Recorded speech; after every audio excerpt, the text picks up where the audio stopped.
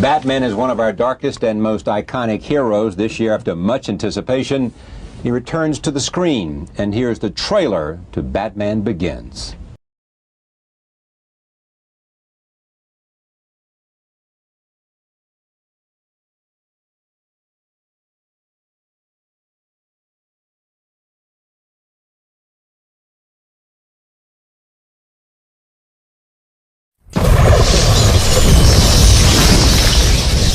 Tell us, Mr. Wayne. What do you fear?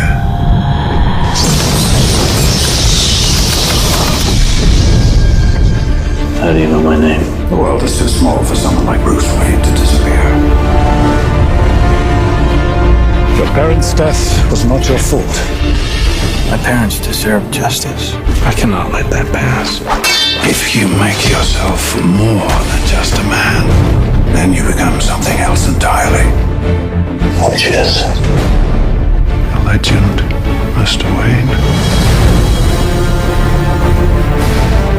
Master Wayne, are you coming back for long, sir? As long as it takes to show the people of Gotham their city doesn't belong to the criminals and the corrupt. Bruce? Rachel? You were gone a long time. I know. Things are worse than ever down here. What chance does Gotham have when the good people do nothing? Nomex survival suit for advanced infantry. Kevlar utility harness, gas-powered magnetic grapple gun. What's that? On the tumbler? Or you wouldn't be interested in that. I spent a lot of time being scared for you. When I heard you were back with the man I loved, the man who vanished never came back. He's here. Who? The Batman. Gotham must be destroyed. Gotham isn't beyond saving. It's over!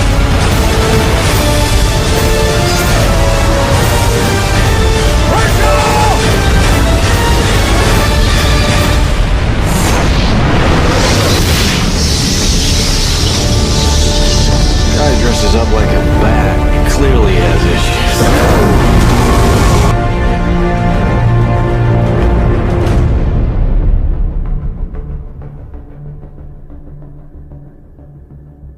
Joining me now is filmmaker Christopher Nolan and the actor playing Batman, Christian Bale. I am pleased to have them here to talk about this movie. What did you say? It was an MTV what? There's a spoof on part of the movie as part of the MTV Movie Awards, but I haven't seen it yet. I heard it was very funny. Yeah. Why did it take this long to have another Batman? I mean, this is a valuable franchise.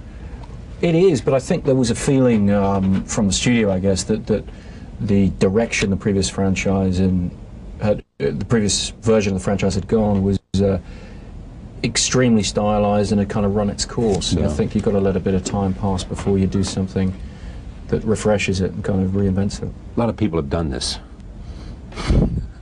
Is something you wanted to do? Play Batman? Yeah. It was never something that I was interested in through seeing the TV series or seeing the movies. It was something I became interested in through reading the graphic novels, not until about the year 2000. I was lent a graphic novel called Arkham Asylum, and that was the first time that I ever saw a Batman that I personally found to be a truly fascinating character. What was fascinating? What I've realized is that the portrayals that I'd seen of Batman previously were spoofs of what Batman was intended to be. And that Bob Kane, when he first created Batman back in 1939, he wanted him to be a dark and threatening character. And then there was a kind of a revival with Frank Miller doing Batman Year One. And then there are other great graphic novels like Tim Sale and Jeff Loeb's Dark Victory and Long Halloween. And it's a very, very different, darker look at the character. And it was the first time that I thought this is something I really would love to get a chance to portray. You don't mind playing dark characters? No, and I kind of like it, don't you? I like to say that I'm fascinated with obsessive characters more so than dark characters, you know. And I think certainly Bruce Wayne is obsessive. Yeah, how is he dark? He's dark in that he's driven by very negative emotions. You know, his cause comes from a promise he makes to his parents after their murder, to rid the city of the evil that took their lives, and a great sense of guilt that he was in some way responsible for their deaths, because it was his inability to control his own fears, which were bats, and which he was seeing in this opera that they went to see, and he had to leave because he was too scared, and consequently his parents were murdered in the alleyway by the side. So there's a great sense of, if he had been able to control his fear, that never would have happened.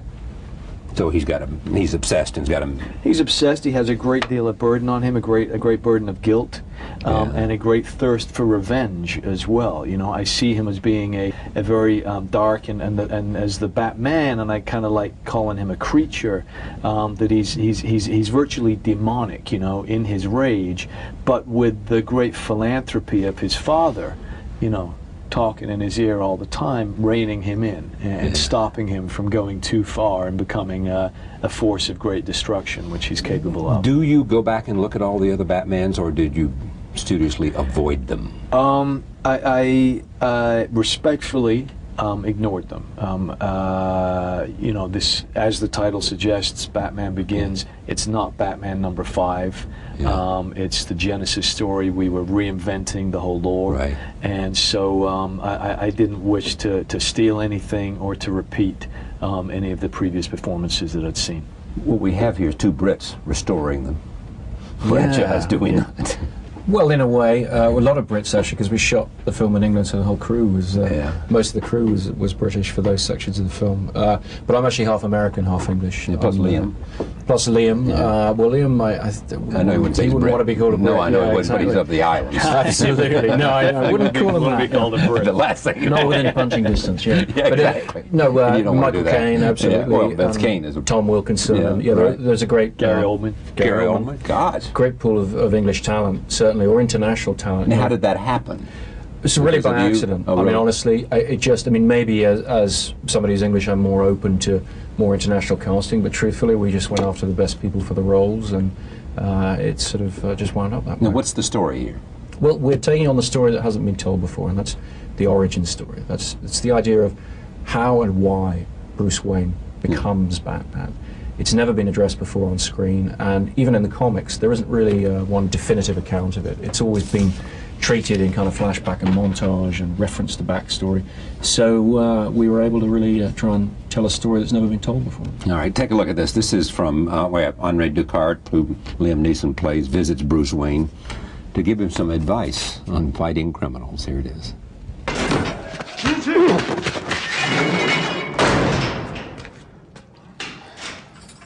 Are you so desperate to fight criminals that you lock yourself in to take them on one at a time? Actually, there were 7 of them. I counted 6, Mr. Wayne. How do you know my name? The world is too small for someone like Bruce Wayne to disappear, no matter how deep he chooses to sink. Who are you? My name is merely Ducard, but I speak for Raz Al Ghul, a man greatly feared by the criminal underworld. The vigilantes. No. The vigilante is just a man lost in the scramble for his own gratification. He can be destroyed or locked up. But if you make yourself more than just a man, if you devote yourself to an ideal, and if they can't stop you, then you become something else entirely. Which is? A legend, Mr. Wayne. What did you feel was your obligation to the franchise, other than make a good movie? I didn't think so much of an obligation to the franchise as to the character. He's a beloved, enduring American icon. And my primary obligation was to look at the history of that character, 66 years of that history, and draw from that, distill from that the essence of what makes that legend. That really was the primary obligation. And what I wanted to do was do something that I'd never seen before, which is to take on this superhero story. And he's a superhero who has no superpowers. He's the most human of all superheroes. He is just a man with incredible self-discipline and dedication. And then that leads me to think that you can tell the story in a realistic fashion. You can ground it with the textures and so forth of the real world, and in that way, hopefully, really take the audience on this journey with this character as he becomes Batman. And for you, I mean, how did you? I felt that through my discovery of the graphic novels that I'm being amazed that that he had never been portrayed in that way before, because to me that was just by far the most interesting portrayal the and depiction darkness I've that seen. you hadn't seen before. Just much more psychologically interesting and by far the most kind of badass, but also just much more intriguing superhero than anybody any of the others. And so my hope was that we would be able to create the kind of defining portrayal of Batman in much the same way that I see like Christopher Reeves did it with Superman, and I think that that's a tough act to follow, whereas I felt like it had a lot more room to maneuver because the character had never been approached from such a human and a deep point of view before. Do you think in terms of career when you choose these things at all?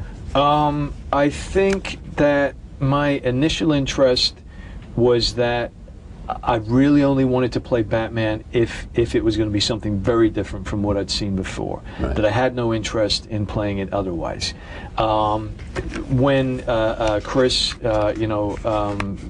became the director, it became very clear because I would say that respectfully towards Chris and myself that we weren't exactly the predictable choices to make a movie of this magnitude. Yeah. And I think that's a real saving grace to it because Chris brought a real sense from his more independent background of maintaining a great intimacy and not losing the storytelling and not making it impersonal at all. Michael Caine plays Alfred, who is familiar to moviegoers as the family butler, but perhaps not quite so familiar to moviegoers as really the surrogate father. He takes over being Bruce's father effectively after his parents are killed.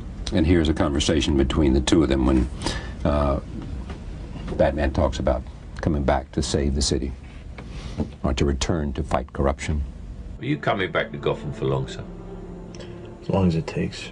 I'm going to show the people of Gotham their city doesn't belong to the criminals and the corrupt. In the Depression, your father nearly bankrupted Wayne Enterprises combating poverty. He believed that his example would inspire the wealthy of Gotham to save their city. Did it? In a way, their murder shocked the wealthy and the powerful into action. People need dramatic examples to shake them out of apathy, and I can't do that as Bruce Wayne. As a man, I'm flesh and blood. I can be ignored, I can be destroyed, but as a symbol, I can be incorruptible. I can be everlasting. What symbol? Something elemental, something terrifying. I assume that as you're taking on the underworld, this symbol is a persona to protect those you care about from reprisals. You're thinking about Rachel? Actually, sir, I was thinking of myself. Batman's primary weapon is fear? Yes. Fear. Yes. Using his own fear against his opponents. His fear? His fear originally of bats.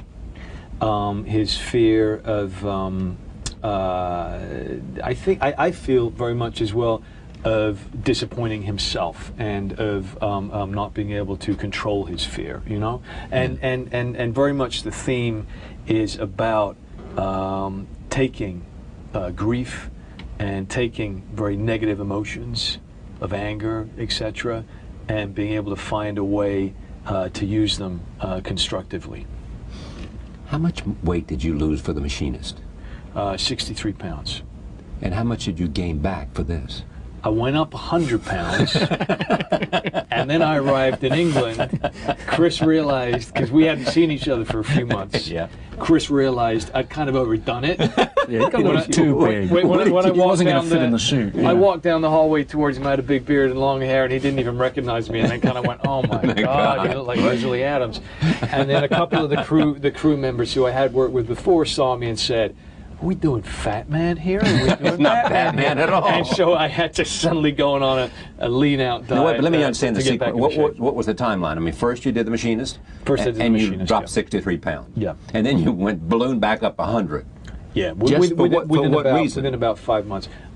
Just because I loved the Machinist script very much. I felt like it was an essential thing to have him be incredibly skinny. I probably, in retrospect, look at it and think, I got a little bit too obsessed with it. It was maybe not that Now, necessary. can we explain that? I mean, is that just your nature to be that obsessed? I think it's an interesting thing that whatever state you find yourself in, you tend to accept as being the norm. And so despite the fact that to everybody else's eyes, I was dangerously skinny and possibly, potentially doing myself great damage, I was actually saying, I think I failed to achieve the look I was originally going for. Looking back in retrospect, I think that's nuts. I think that I became incredibly obsessive, and what the hell was I thinking, about it? Now I know why you chose him. Exactly. It's all there. It's all there. right there, isn't it? All right there. Yeah. No, I mean, obsessiveness and a dedication to a purpose, a sense of purpose, is exactly what Bruce Wayne has to have. And because we're telling the story, we're trying to tell the story realistically, you've got to have somebody like Christian who the audience can look into his eyes and they can see that absolute sense of purpose. Yeah, and he clearly has that when he walks, when he gets up in the morning. Exactly. Oh, in Psycho, the same thing. Yes. Yeah. Yeah. Although, Same thing. although complete soullessness. Yeah, that's true. There was with nothing Patrick there. Bateman. No. Nothing. Yeah. All right, let me show one more clip here. This we want, because we want to get Morgan Freeman in here. He plays Lucius Fox, and he introduces Bruce to the future Batmobile. Here it is. Mr. Fox, Yes, sir. if you're uncomfortable, Mr. Wayne, you don't want to tell me exactly what you're doing when I'm asked. I don't have to lie. But don't think of me as an idiot. fair enough. What's that? On the tumbler? Oh, you wouldn't be interested in that.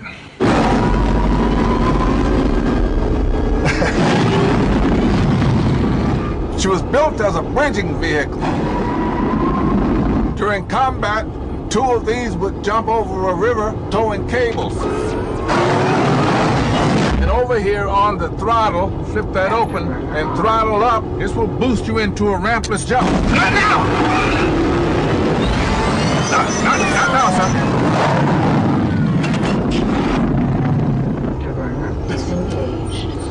We never could get the damn bridge to work, but this baby works just fine.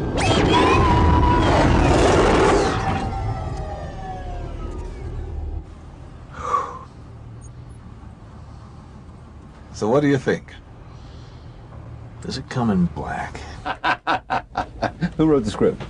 Myself and David Goyer. David Goyer is a comic book expert and kindly set me on the right footing with the elements of the mythology we had to be. Okay, the line doesn't come in black. Was your line or his line or both? I think it was a mutual effort, actually. We threw around a lot of what we thought would be amusing approaches to just getting a little bit of humor into what is otherwise a very serious story. And how many times did you want to bring a little humor into it? We wanted to have just enough to offset the darkest elements, really, and almost enhance them. I mean, I think there's always in literature and the history of storytelling, really, there's a great value to having a little bit of a balance between a lightness, lightening the tragedy. A delicate stroke, Yeah. So with actors like Morgan Freeman and Michael Caine, we had great opportunity to put a bit of human warmth around Bruce, because whilst Christian is able to do some, I think, very funny stuff in the film, there's a limit to how warm Bruce can be, because he is, in a sense, damaged goods. He's an extraordinarily intense individual, very serious. Would you do this again? I've enjoyed it tremendously, actually. I mean, it's taken a long time. It's 2.5 years of work, and it's on a huge scale, and it's quite an effort. But I very much enjoyed it, and I like the characters. I've enjoyed being able to work with such great people and on such a great In the end, that's what canvas. makes it work, isn't it? I mean, if you It's all about the human storytelling factor. and good storytellers. Yeah, and good people to work with. Yeah, absolutely. Yeah. He didn't give a complete answer there, and I'm always bugging him for a complete what the answer is. about is he going to be on board if we do a second Yeah, one? are you going to be on board or not? Absolutely. Hey, listen, he ain't going to give you an answer. I've been asking Why him is for this weeks. hard? I've been I'm good bugging at dance training. No, But, why is this hard? I mean, do you like it? You get to work with good actors? I mean, You know what? I don't want to jinx this one. I put everything I can into this film, and I want to see what people are going to think of this one. And I'm very proud of the film and the work that everybody's done in the film, and I'm a little bit nervous and very excited to know what people are going to see think. how, launch this baby and see what happens. Yeah, exactly. You know, From my point of view, I think that Chris did just such a great job with it that I think if people embrace the style in which he's made this movie and the way that we've depicted Batman, that it would be a wonderful thing to reprise the role and take it further. And I just wouldn't want to see anybody else become involved and kind of mess up what Chris has done so brilliantly, to start with. There you go. But you sound like you're on board if they want to go, or did they make you sign some kind of contract? It was a bit like that. It was one of those deals. You sign on for one, we've got you for a couple. Yeah. But like I said, that doesn't worry me because as I see it, and I don't think I'm being naive in saying this, that if people like what we've done, then I'm more than happy to reprise it, and I would really look forward to it. And if they don't like what we've done, I'm sure they're not going to be asking me back anyway. Yeah. So I feel in a reasonably safe position. When you look at the variety of choices you have made, are you pretty much where you'd like to be in terms of the kinds of roles that have, in terms of what it means to be an actor? I think I'm finding myself in a very fortunate position right now, I got to work with Chris, and then following working with Chris, I got to work with Terrence Malick, who I think is one of the finest directors ever. Great sense of cinematography. And then I followed it up with a very, very small independent movie, directed by the writer of Training Day. Right. And now I'm about to start working with Werner Herzog, who's a favorite of mine, on a project that we've been trying to put together for a couple of years. So you got plenty of work. Plenty of work, but very much work that I'm very passionate Stuff you really want about. to do. Yeah. Much success on this. Great Thank to you have you very at the much. table again. Thank you. Thank you. Good luck. Thank you very much. Whatever it takes to make you do another one. You'll tell us when you decide. Exactly. All right. Now, Batman begins, it's a Warner Brother film, as you might know, and it begins Friday, June 15th. Friday, June 15th at theaters near where you are.